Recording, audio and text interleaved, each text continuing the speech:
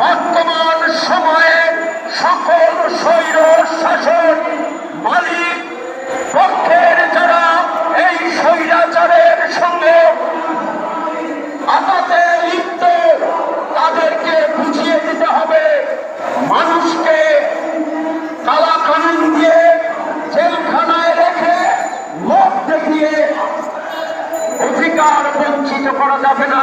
এই আহ্বান জানিয়ে আপনাদের আজকে যারা এই সময়ে সমবেত হয়েছেন দূর দূরান্ত থেকে তাদের প্রত্যেককে আমার পক্ষ থেকে সংগ্রামী অভিনন্দন জানিয়ে আমি আমার বক্তব্য শেষ করছি।